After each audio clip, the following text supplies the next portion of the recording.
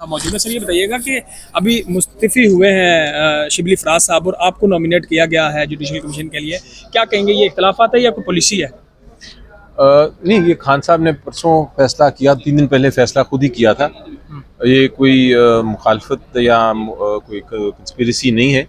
मेरा ख्याल है जो फैसला किया खान साहब ने, उसकी वजह ये है कि जुडिशल कमीशन का ताल्लुक लॉयर से है, उसमें वकील की ज़रूरत होती है। बिल्कुल इस तरह जैसा आप ऑपरेशन थिएटर में अगर जाएंगे तो आप डॉक्टर को लेके जाएंगे ना, इंजीनियर को तो नहीं लेके जाएंगे।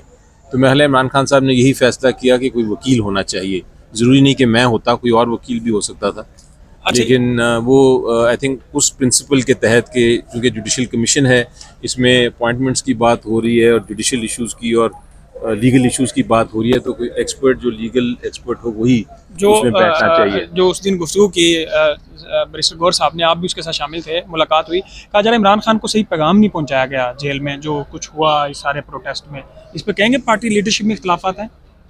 जी नहीं, देखें, मेरा ख्याल है कि ये बात दुरुस्त है कि उस दिन चूँकि पहली मीटिंग थी और खान साहब को कुछ पता नहीं था कि क्या हो रहा है क्या नहीं हुआ। उनको सॉलिटरी कन्फाइनमेंट में रखा हुआ था, उनको नहीं बताया गया था कि क्या हुआ है। टीवी भी नहीं थी, न्यूज़पेपर भी नहीं था, तो उनको जितनी मोहलत मिली उसमें बता तो दिया गया था कि क्या हुआ है। डिटेल्स नहीं पता थी, वो मेरा ख्याल है कल की मीटिंग में उनको पता चली हैं। तो अकॉर्डिंगली उनको जिस तरह डिटेल्स पता चल रही हैं वो उसके मुताबिक स्ट्रेटजी बना के फैसले कर रहे हैं। ये जो ऑडियो लीक हुई है गंडापुर साहब की पार्टी रहनुमाओं पे, इस तरह की, ये तो तस्दीक करती है कि लीडरशिप में इख्तलाफात हैं, या जिस तरह कारकुन अदम एतमाद का इजहार कर रहे हैं लीडरशिप पे?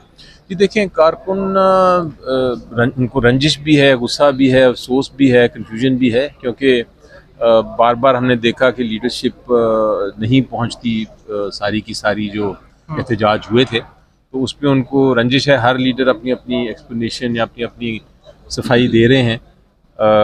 वो अपना उनका मौक़िफ़ जो भी है वो आ गया है सामने पब्लिक के। अब पब्लिक उन पर माने ना माने वो उनकी मर्ज़ी है, लेकिन लगता यही है कि पब्लिक में गुस्सा और रंज को दूर करने की ज़रूरत है और अपने आप को यूनाइटेड करने की ज़रूरत है ज़्यादा। एक और अगर सबसे इम्पोर्टेंट कि इमरान खान ने कल हिदायत की है कि मोहसिन नकवी के खिलाफ और शहबाज शरीफ साहब के खिलाफ FIR दर्ज कराएं और बाकी ताज़ियत करें। ये FIR कौन दर्ज कराएगा? कानूनी टीम तश्कील दी गई है क्या तहरीक इंसाफ? उसके लिए कानूनी टीम को डायरेक्शंस दे दी गई हैं। वो कानूनी टीम जो है वो FIRs की भी और बाकी जो सारी इन्वेस्टिगेशन हुई है उसके डॉक्यूमेंट्स कलेक्ट करके तो फिर आगे प्रोसीड करेगी। अच्छा, अली ज़फ़र साहब ये बताइएगा कि जो बैरिस्टर गौर साहब हैं, इनकी अनाउंसमेंट भी आपने कैमरों के सामने की थी चेयरमैन के हवाले से, और बानी के जो अहकामात होते हैं जो मीडिया पे आके चेयरमैन साहब बताते हैं उनमें और जो बानी साहब बताते हैं उनमें बड़ा तज़ाद होता है, और इवन के इमरान खान साहब तक सही रिपोर्टिंग चेयरमैन पहुंचाते भी नहीं हैं, और फिर वो कहते हैं कि जी हमारा कोई तलक नहीं है 12 लाशों वालों के साथ या 278 वालों को हम मजम्मत करते हैं, जबकि शहबाज शरीफ ये कहते हैं कि इस सारी कार्रवाई में सिपा सलार ने हमारी मदद की। आपका चेयरमैन तो किसी तरफ खड़ा हो तो नज़र नहीं आ रहा मैं। जी, ये सवाल मेरा ख्याल है आपने उनसे बैरिस्टर गौर साहब से पूछना था, मेरे से पूछ लिया। मैंने थोड़ा लिंक किया कि आपने भी चेयरमैन अनाउंस किया था। आपने लिंक तो किया, वो चेयरमैन उनको अनाउंस जब किया था वो बिल्कुल चेयरमैन हैं, जब तक खान साहब चाहेंगे वो चेयरमैन रहेंगे। लेकिन उनके जो स्टेटमेंट्स हैं, अब वो जो समझते हैं उसके मुताबिक उन्होंने स्टेटमेंट्स दी हैं। मैं उनके बिहाफ पे कोई आपको जवाब दे नहीं सकता, लेकिन मैं ये ज़रूर कहूँगा कि हर पार्टी में कुछ ना कुछ मुख्तलिफ आराएँ होती हैं, मुख्तलिफ ख्वाहिश होती है, मुख्तलिफ कॉन्सेप्ट होते हैं, डिस्कशन भी होती है, डिबेट भी होती है। उसको आप कोई मुखालफत ना समझें, वो एक अच्छी हेल्दी डिबेट होती है हर पार्टी में, क्योंकि हम रेजिमेंट नहीं है, एक पॉलिटिकल पार्टी, एक सियासी जमात है। तो अगर ये ऐसी बातें होती हैं तो अल्टीमेटली उसका रिजोल्यूशन जो है इमरान खान साहब के पास जाता है, उसका हल फिर वो ढूंढते हैं और वो जो फैसला करते हैं उसके बाद वो हतमी फैसला होता है। तो जी, सिपा सलार का जिक्र हो रहा है, तो पाकिस्तान तहरीक इंसाफ के जो ऑफिशियल हैंडल्स हैं वहाँ से ये पैगाम दिया जा रहा है कि जो 26 नवंबर को हुआ था, 26 नवंबर की शब को, इसके पीछे आर्मी चीफ है। क्या आप इस बात से मुत्तफिक हैं कि क्या वाकई आर्मी चीफ ने ये जो 12 शहादतें जो आप रिपोर्ट कर रहे हैं क्या वाकई आर्मी चीफ है? देखें, जहाँ तक ये नंबर्स का ताल्लुक है, ये बार बार ये मेरे से पूछा जा रहा है नंबर्स हैं और क्या हुआ क्या नहीं हुआ। देखें, मैं वकील हूँ और वकील के तौर पे मैं हमेशा समझता हूँ कि जब तक एविडेंस ना देखा जाए तो आपको कोई बात नहीं करनी सकते आप ना, सही पब्लिक फोरम पे बिल्कुल बात नहीं करनी चाहिए। मुझे नहीं मालूम कि कितने लोग शहीद हुए, कितने इंजर हुए। जो डॉक्यूमेंट्स देखे और जो जिस चेयरमैन जो हमारे हैं गौहर बैरिस्टर गौहर साहब, उन्होंने जब डॉक्यूमेंट्स देख के बात की है तो मुझे कोई रीज़न नहीं है, कोई वजह नहीं है कि मैं उसको डिसबिलीव करूं या उससे इनकार करूं। अगर वही पोजीशन है तो फिर देखना ये चाहिए कि मिसिंग पर्सन्स भी बहुत होंगे, और ये भी देखना चाहिए कि और इंजरीज की क्या डिटेल्स हैं, फिर एक फाइनल फैसला होगा।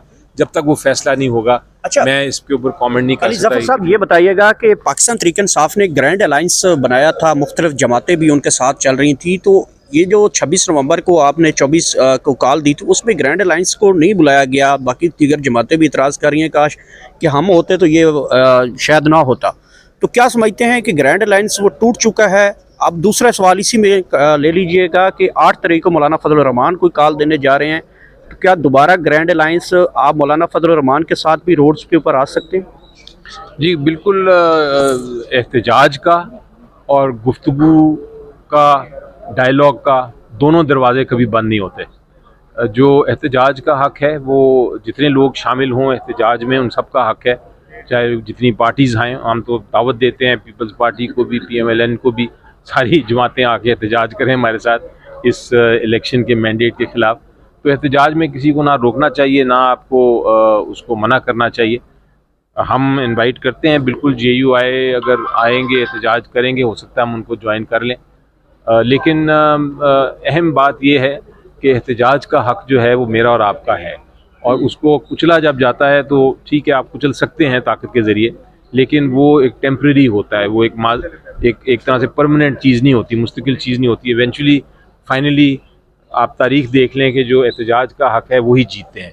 मौलाना फजल रहमान साहब की जमात के अहम ओहदेदारान कहते हैं कि पहले KP से जो है इलेक्शन की धांधली का जो है वो रिकॉर्ड लाया जाए, और वो समझते हैं कि आपकी जो वहाँ पे सूबाई हुकूमत है उन्होंने भी धांधली की है, जिसमें मौलाना फजल रहमान की सीटें जो हैं वो आप लोगों के पास हैं। अभी सबका बिल्कुल ओपन करें, सबका कर दें। अगर जो जो इल्ज़ामात हैं वो साबित होंगे जब आप ओपन करेंगे। अगर कहीं धांधली हुई है, चाहे वो KP में हो, चाहे पंजाब में हो, चाहे सिंध में हो, बलूचिस्तान में हो, वो धांधली गलत बात है और उसको दुरुस्त होना चाहिए। इसलिए अगर वो इल्ज़ाम लगा रहे हैं तो वो उनका जायज़ हक़ है उनका कि उसकी पूरी तरह से इन्वेस्टिगेशन हो, और उसकी जिसे हम कह रहे हैं कि इन्वेस्टिगेशन करें, और दूध का दूध और पानी का पानी आ जाएगा सामने। अच्छा अली जफर साहब, 1974 में एक मुकदमा बना था वजीर आजम पे कत्ल का, वो जुल्फ़िकार अली भुट्टो थे। अब एक और साबिक वजीर आजम इमरान खान पे कत्ल का मुकदमा बना है, ये जो 3 रेंजर्स एहरकार गाड़ी के नीचे आए हैं, तो इस पे क्या कहेंगे? एक वजीर आजम पे कत्ल का मुकदमा बनाना, 302, 324, 120B, क्या उन्होंने जेल से बैठ के इंस्ट्रक्शन दी थी कि आपने रेंजर्स के एहलकार पे गाड़ियाँ चढ़ानी है? देखिए, ये इसीलिए मैं कहता हूँ कि केसेस इतने अजीबो-गरीब हैं, इतने यानी कि बेहुदा केसेस हैं कि आपको उसका जवाब देना बड़ा मुश्किल होता है। इतना FIRs तो इस तरह बन रही हैं, इस तरह फाइल की जा रही है जैसे कागज़ का टुकड़ा है, इतनी अजीबो-गरीब, जबकि वो जेल बैठे हैं। उनके ऊपर मेरा ख्याल है कोई 70 से 80 FIRs हो चुकी हैं जेल में बैठे हुए। तो आप खुद सोचेंगे एक जेल में बैठा हुआ इंसान वो जुर्म कहाँ से कर सकता है, लेकिन इतने बड़े बड़े FIRs कर दिए हैं, काट दिए हैं। वजह उसकी सिंपली ये है कि उनको खान साहब को जेल में रखना चाहिए। अच्छा, सिर्फ एक आखिरी सवाल ले लें, पश्तूनों को टारगेट किया जा रहा है KPK में, उनके ID कार्ड चेक किए जा रहे हैं, उनको अबडक्ट किया जा रहा है। एक मोहम्मद मालिक साहब की एक खबर के मुताबिक सैदपुर गांव से काफ़ी ज़्यादा पश्तूनों को एक पूरा होटल खाली करवा लिया गया जो वहाँ पे मुलाजिम थे। तो पहले हमने बलोचों को टारगेट किया, अब हम पश्तूनों पर पल पड़े हैं, तो इस पर आप क्या कहेंगे? क्या रियासत दुश्मनी की तरफ नहीं जा रही? क्या रियासत पोलराइजेशन की तरफ नहीं जा रही? देखें, अगर ऐसी बात है तो बड़ी गलत बात है, फिर तो ये बहुत गलत पॉलिसी है। लेकिन सवाल वही मैं पूछता हूँ कि अगर ऐसी बात है, अगर ऐसा हो रहा है तो इसके ऊपर एविडेंस होना चाहिए, और अगर वाकई है तो फिर उसको पूरा पाकिस्तान कंडेम करेगा, क्योंकि हम तो एक ही मुल्क हैं, इसमें कोई कौमें नहीं हैं, सब एक ही हैं, पाकिस्तानी हैं। पाकिस्तान कम्स फर्स्ट, पाकिस्तान सबसे पहले आता है, उसके अलावा कोई है ही नहीं, हमारी एग्जिस्टेंस ही नहीं है। पाकिस्तान के साथ हम जीते हैं, पाकिस्तान के साथ हम मरते हैं। तो इसलिए इस पे तो कोई कॉम्प्रोमाइज़ नहीं हो सकता जब हम पाकिस्तान की बात करते हैं।